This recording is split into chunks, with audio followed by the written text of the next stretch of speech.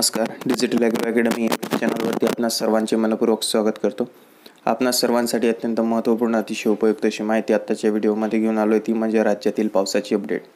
राज्यामध्ये जे आहे आता 4 जुलैपासून आपल्याला राज्यामध्ये पावसाची सक्रियता बघायला मिळणार आहे. 4 जुलै ते 10 जुलैपर्यंत जोरदार अशा प्रकारच्या पावसाचा प्रभाव राज्यामध्ये असेल.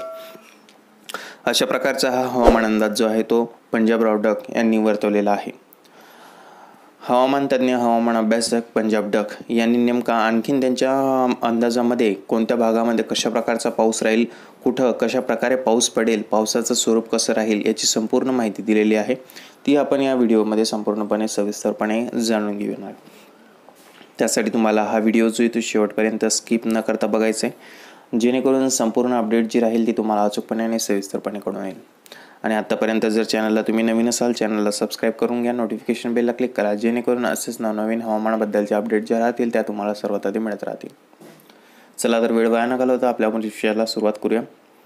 तर हवामान तज्ज्ञ हवामान अभ्यासक पंजाब डक यांनी जो हवामान अंदाज त्यांचा वर्तवलेला आहे, त्या हवामान अंदाजामध्ये त्यांनी सांगितलेलं आहे की राज्यामध्ये जे आहे 4 जुलैपासून पुन्हा एकदा जोरदार पावसाला सक्रिय होताना आपल्याला पाऊस दिसून येईल. ही पावसाची जी सक्रियता आहे ही सार्वत्रिक राहणार आहे, मुसळधार अशा प्रकारची राहणार आहे. हा मान्सूनचा पाऊस असल्यामुळं संपूर्ण राज्यामध्ये हा पाऊस बरसेल. 4 जुलै ते 10 जुलै दरम्यान आपल्याला कंटिन्यू त्या ठिकाणी पावसाचा प्रभाव जो आहे तो राज्यामध्ये बघायला मिळणार आहे. यामध्ये जे आहे काही भागांमध्ये आपल्याला अतिशय जोरदार पाऊस बघायला मिळेल, तर काही भागांमध्ये मध्यम स्वरूपाच्या पावसाची सक्रियता बघायला मिळणार आहे. यामध्ये सर्वाधिक पावसाचा जो प्रभाव असेल तो आपल्याला विदर्भ, मराठवाडा, कोकण आणि पश्चिम महाराष्ट्र या भागामध्ये बघायला मिळणार आहे. या 4 भागांमध्ये पावसाचा सर्वाधिक प्रभाव राज्यामध्ये दिसून येईल असा देखील अंदाज त्यांनी त्या ठिकाणी वर्तवलेला आहे.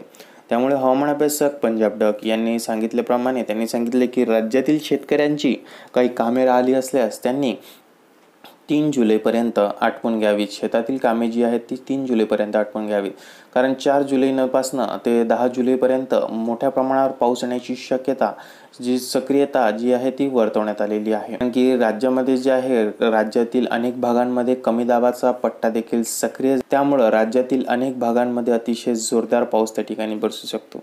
काही भागांमध्ये जसे की पूर्व विदर्भ, पश्चिम विदर्भ या भागामध्ये जे आहे वादळी वाऱ्याचा परिणाम राहण्याची सुद्धा शक्यता आहे. त्यामुळे वादळी वाऱ्यासह जोरदार पाऊस, मुसळधार पाऊस होण्याची शक्यता विदर्भामध्ये वर्तवण्यात येत आहे. तसेच बाकी इतरत्र भागामध्ये मुसळधार पावसाचा प्रभाव हा मेघगर्जनेसह आपल्याला बघायला मिळेल. अशा प्रकारे जे आहे हवामान अभ्यासक पंजाब डक यांनी त्यांचा हा नवीन हवामान अंदाज वर्तवलेला आहे. तसेच उत्तर महाराष्ट्राचा जर विचार केला तर उत्तर महाराष्ट्रामध्ये नाशिक, इगतपुरी, त्र्यंबकेश्वर, धुळे, नंदुरबार, जळगाव, खान्देश हा जो परिसर आहे या परिसरामध्ये देखील चांगल्या प्रकारचा पाऊस हा सक्रिय असेल. पावसाची जी सक्रियता असणार आहे ती मध्यम स्वरूपाची असेल. नाशिक, इगतपुरी, त्र्यंबकेश्वरचा जो परिसर आहे म्हणजेच की उत्तर महाराष्ट्रातील पश्चिमेकडील भाग यामध्ये मात्र पावसाची सक्रियता मोठी राहील. मात्र धुळे, नंदुरबार, जळगाव, खान्देश यामध्ये भाग बदलत पाऊस पडेल. कधी या जिल्ह्यामध्ये आपल्याला पाऊस दिसेल तर कधी दुसऱ्या भागामध्ये पावसाची सक्रियता दिसून येईल. अशा प्रकारचा हा पाऊस या ठिकाणी राहणार आहे.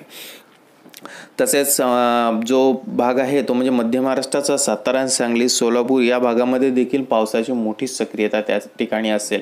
त्यामुळं या भागामध्ये देखील वातावरणामध्ये मोठ्या प्रमाणात थंडावा पसरलेला असणार आहे. तर अशा प्रकारे जे आहे संपूर्ण राज्यातील अपडेट असणार आहे.